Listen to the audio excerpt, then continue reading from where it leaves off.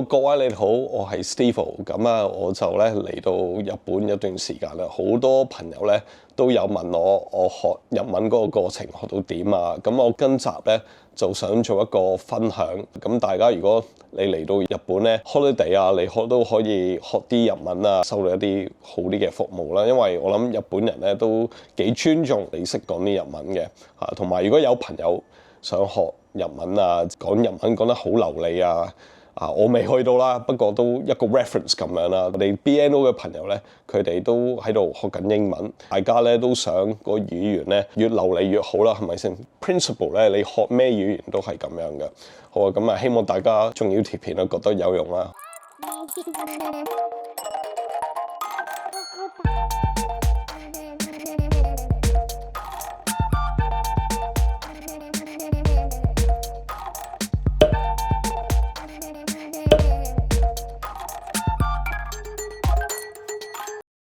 好啦，咁啊，第一樣嘢咧，好需要咧，你係要一個老師嘅或者你可能去一個 language school，譬如你學英文，你有英國人教你啦；你學日文咧，你有個日本人教你，即係唔係話日日都要對住個先生咁樣一個 native 嘅人guide住你咧，我覺得最好嘅。點解要一個 native 嘅人咧？第一咧，你聽到佢嗰個口音嗰個講法，盡量咧你個腦咧吸收呢啲準確嘅發音咧，你先會自然講到嗰出嚟。At least 你識聽到嗰樣嘢啦嚇。本地人講法講嗰啲嘢咧，有時咧你就咁學，你就咁睇文法啊，睇啲 grammar 咧，唔會把握到嘅。咁啊，譬如 iTalki 咧都係一個好好嘅 platform 咧，你可以揾一個老師啦。今日就想同大家分享 iTalki， 佢係一個 online 語言平台，能夠俾你1對1嘅學習環境，一個 native 嘅老師 personalize 一個學習嘅內容，又能夠改善你個發音同埋對話。全世界咧有3萬幾個老師，學150個語言任你揀啊！最緊要咧佢係24/7嘅時間咧都可以上堂，上一堂咧就俾1堂錢，靈活俾錢，冇需要俾任何嘅訂閱費啊！每一個老師咧就有佢個影片介紹，等你可以揾一個啱心水嘅老師。こんにちは。私は牧野正則です。私は今俳優と日本語教師をやっています。皆さんこんにちは。私の名前は彩香と言います。Hello everyone, I'm Ryuichi.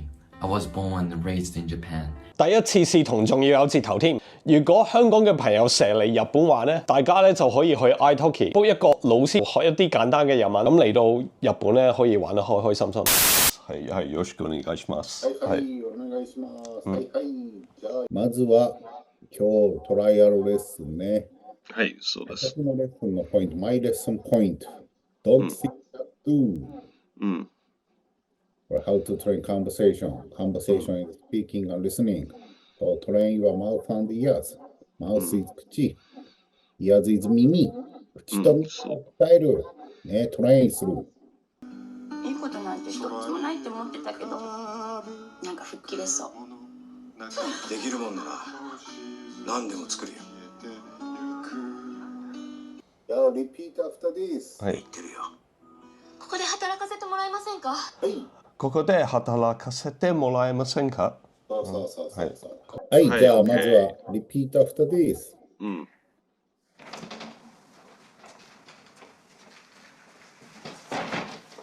いらっしゃいませ。はい。いらっしゃいませ。お客様は何名様ですか？お客様は何名様ですか？2人です。2人です。おタバコは吸われますか？おタバコは吸われますか？そうそうそいえ、すいません。いえ、すみません。それではこちらへどうぞ。それではこちらこそ。今回は本当にありがとうございます。はい。すごく楽しかったです。喺英國住嘅香港朋友，得閒可以 book iTalki 練習下啲英文，可以為你入籍考英文時做晒準備功夫。而家咧 iTalki 咧就有個優惠，如果用我哋個優惠密碼咧，頭50名嘅新用戶買10蚊美金就送5蚊美金嘅優惠。如果大家有興趣咧，就睇我哋嘅資訊欄嘅資料，千祈唔好錯過呢個優惠啊！好啦，而家翻去睇片。咁啊，好多 social media 咧成日話 textbook Japanese 係冇用嘅，我覺得咧 textbook 咧係點都需要嘅嚇。你個人大咗咧，你個腦咧已經實咗噶啦嚇。你點都咧，你好難 immerse 嚇，你好難 immerse， 跟住咧自然會識嗰個 language。你已經唔係一個細路仔啦。即係譬如我睇咗好多年日本卡通片啦，我係用日文睇嘅，跟住睇 subtitle 嘅，我一句日文都唔識。到我學嗰陣時係咪先？你都要識一紮文化，你啲 grammar， 跟住之後咧，你再可能 immerse 慢慢聽，兩樣慢慢拼埋一齊。我嗰個 journey 咧，我一開頭咧，個老師咧就係介紹一個 Japanese for busy people，and also this other one called Genki 嚇。我嗰陣時學最初級咧，我係用呢兩本嘅，咁呢個仲簡單。開頭咧係有一啲英文嘅解釋嚇，佢點都有啲 explanation in English。即係如果咧你一開頭咧係一啲英文都冇咧，我覺得咧係比較 overwhelming 嘅嚇。之後咧學咗深啲之後咧就 Genki 嚇，咁 Genki 點解咁好咧？佢咧去到本書咧最尾咧有啲 stories 你可以睇一啲簡單嘅 story。我覺得呢啲咧就好有用嘅嚇，咁啊當然佢係同呢本書好多 overlap 啦，因為話晒兩本都係一啲初期嘅日文咧都有3種唔同嘅文字嘅嚇，佢有3個唔同嘅 writing system 嘅。最早期咧你學呢個 hiragana 啦，跟住之後你開 katakana。我有一個 app 咧就叫Japanese exclamation mark， 咁咧佢會教你呢個IULO 啊啲咁嘅嘢嚇，教到你死記，你要好熟為止。第一步嚟嘅嚇，你識呢個 hiragana 同埋 katakana 嚇，你要讀到嗰啲字嘛嚇，跟住之後咧啲 kanji 咧先再慢慢嚟到尾詞。咁咧我一開頭咧我係讀熟晒呢個 IULO 先嘅嚇，我淨係我熟嗰個意思咧，即係話我一見到我係認得嘅啊，或者我點樣寫啊咁樣。即係你讀得慢咧係唔緊要，你識咗呢個 IULO 之後咧，跟住咧你就讀啲嘢，咁啊開始一啲基本嘅文法啊，話啊、arimaska 啊呢啲一開好基本嘅文化啊，嗰啲 noun 啊、ka 啊、啲 verbs 啊呢啲嘢 ，e 同埋 non-adjective 啊呢啲，咁呢啲基本嘅文化咧，你都要讀咗啦。咁跟住咧慢慢之後咧。你越睇得多日文咧，你會覺得你對 IULO 更加熟嚇。咁katakana 咧，next thing to learn 啦，即係你學 hiragana 之後咧，呢個係第一樣嘢。跟住即刻之後咧，你都應該學 katakana。不過咧 katakana 咧，你會發覺你唔會咁快記得到嘅，因為咧你最初學嗰啲日文咧，嗰啲文化啊，多數大部分係 hiragana 嚟嘅。katakana 咧係淨係多數係一啲foreign words， 一啲英文字、日文字咧係本身係冇一個字喺度嘅。Project manager 佢係叫 project manager 咁樣嚇，佢係中意有呢啲字嘅。阿飛咧就同我學法咧係唔同嘅。咁咧佢就用呢兩本，一開頭咧教你啲嘢點樣講咯。個 Gojimon or Kimari desu ka 咁啊，啲日常你喺日本做遊客會用到嘅日文咯。初期嗰啲 textbook 我講咗啦，跟住之後咧你用咩 textbook 咧，其實係好睇你嗰個學法嚇。咁咧有一本書咧，我覺得非常之好咧，就Minna no Nihongo嚇。咁呢本咧都係一啲基本嘅日文嚇。不過咧，佢係齋成本嘢咧，係淨係日文嘅。佢嗰啲文化咧，全部齋係日文嘅。去到中級之後，你個 N3 或者 N2 之後咧，嗰陣時咧，你就可能會用呢個QQ or Manabo。你去到呢個程度咧，你多數知道自己咧，你個學日文嘅方法最好係乜嘢啦。一開頭咧，佢淨係個篇嘢短啲嘅。咁去到最尾咧，嗰篇嘢咧會好長嘅嚇。咁啊，好多人有問，即係覺得我識中文咧，係咪已經對學日文好有用咧？我覺得呢個係有用同埋冇用咯。你學日文嗰陣時咧，你見到kanji，係我識呢個，同埋好多時候咧，你會估到個 meaning 嗰個字咧，你係讀佢出嚟咧，你讀日文嗰個方法咧，細微咧，其實係同廣東話或者國語都好咧。嗰個講法咧係好唔同，你有時咧你想記得翻佢個 hiragana，搞到你好有問題嘅。我自己咧，因為我記得個中文廣東話讀法，翻佢個正宗日文讀法咧，要學多幾次先得㗎嚇。不過咧，你個 advantage 有時咧，你讀一篇文咧，你有啲嘢咧可以估下。如果你寫日文咧，係會容易啲嘅。你已經對嗰個筆法咧，好多時候咧係已經有啲印象喺度㗎。如果一個即係正宗嘅西人學寫中文字係冇個 concept 喺度嘅。咁你學日文咧最 famous 就係 JLPT 啦嚇，咁佢有5個 level 嘅。M5 咧即係基本文化嗰個 language 個 structure。M4 去到 M3 咧，我覺得係有個好明顯有個 jump 喺度嘅。我覺得我要學 N3 一段時間咧，我先對嗰樣嘢了解多啲嘅。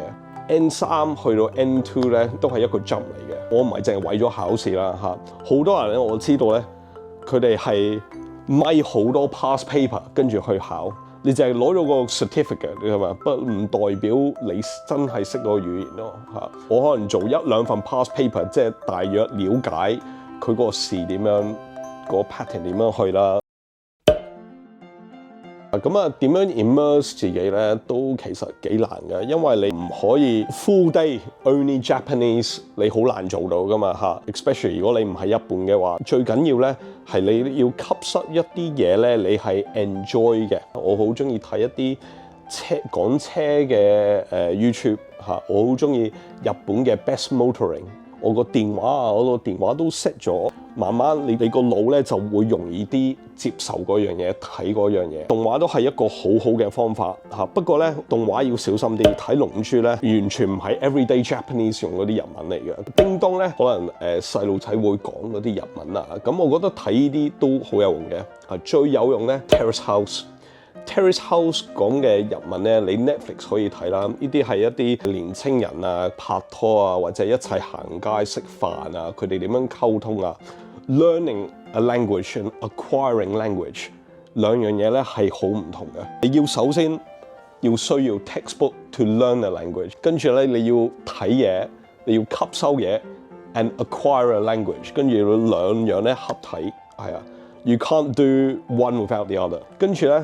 你去到可能 N3、N2 嘅程度咧，睇半叮當啊嚇，大部分都 get 到嘅。不過有啲字咧，佢用咧，我真係唔係好 get 到佢咩意思啊！講真，如果你有好多字你 get 唔到，你成日睇字典，梗係冇癮啦嚇。所以咧 ，that's why 咧，我會 encourage 咧，你去到可能 N3 嘅 level 啊，或者 N2 咧，你可以睇下呢啲嘢。其實日本咧有好多漫畫咧係 focus on 一種 interest 嘅，譬如你中意籃球啊，你可以睇 Slam Dunk 啊。嗱，如果你中意車咧，唔止頭文字 D 㗎。咁呢個係 MF Ghost 嘅 new version， 講一個女士揸掃把佬嗰架BR set 嘅。另一本咧就係個 Kanojo no Kalela。咁呢個咧係講一位女士咧，爸爸咧就過咗身，咁佢留咗一部波子俾佢。好啦，另外一樣嘢咧係揾一個 language exchange partner。呢樣嘢咧比較難嘅。日本人咧嗰個文化，大家諗嘅嘢啊係好唔同，係好唔同。咁你係咪真係同嗰個人做咗一個 friend 咧？係咪可以做一個 consistent language partner 咧？呢個係有時好靠你自己啦嚇。咁咧都有啲app 咧，你可以用咧，你可以揾下啲日本人傾偈嘅。咁你 start off with 可能就咁同佢喺個 app 度傾偈啦嚇。大家喺我啲 YouTube 片咧都見過Kazuhiko 幾次㗎啦嚇。咁到而家咧我哋都 friend。今はスロベニアで何時ですか？今朝9時。はい。日本に今は午後5時。はい。出張が多い。出張 means work, right? Working overseas. Business trip. 出張。Yes. 而家咁啊學日文最難嚟講咧，我覺得越讀得多咧，我啲日文越渣嘅，因為我發覺越嚟越多嘢我唔識，即係講翻日本人嘅速度，聽翻日本人嘅速度，同埋講翻日本人嘅速度，你要咁樣咧先可以 acquire 到個 language， 係啦。所以呢個咧係一個 difficult step， 係啊，呢個係一個難嘅 step。咁我而家就經歷緊啦。咁啊，除咗我就用 iTalki 有個老師 catch up 下咧，我會用一個 app 叫 Anki， 一個好有用嘅 app。咁啊，不過咧我就覺得你應該要日文咧，你學到一個程度咧，你先用 Anki。我頭先提起個 iTalki 啦，咁我就有講我點樣揀一個老師咧，就我覺得最緊要揾一個有趣啦，同埋佢教法啱你嗰個學日文個方法嚇。我喺 iTalki 嗰度咧，即係我都睇好多唔同老師嘅 profile 嚇，所以你有一個 trial 咧係好緊要嘅。你睇下嗰個老師教你嗰個方法啱唔啱你嗰個程度，同埋啱唔啱你嗰個學嘅嘢。咁我譬如我而家係 advanced 啲嘅，咁我需要一個好似我而家啱啱上過 iTalki 嗰個咧，佢教我咧點樣聽啲日文聽得好快，佢播一啲日文戲咧，啲人咧就講得好快嘅。咁啊，我就係依個 level， 覺得咧就好適合。咁啊，當然我就講咗好多嘢啦。同埋我都想講，人人學語言嘅方法係唔同嘅，唔好同人哋比較。我淨係分享下我個學個過程，有啲 apply 到，可能有啲嘢 apply 唔到，有時好睇你自己個生活係點樣。所有啲書啊、啲 app 啊，譬如 iTalki 啊嗰啲嘢咧，我就會喺資訊欄嗰度咧擺晒喺度嘅。咁啊，大家如果覺得有興趣咧，我用啲咩 material 咧，就嗰度睇翻啦，留啲 comment 啦，咁我都會答你哋嘅。好啦，咁啊呢一集就差唔多完啦，咁希望大家覺得有用啦，咁啊下一集再見啦，拜拜。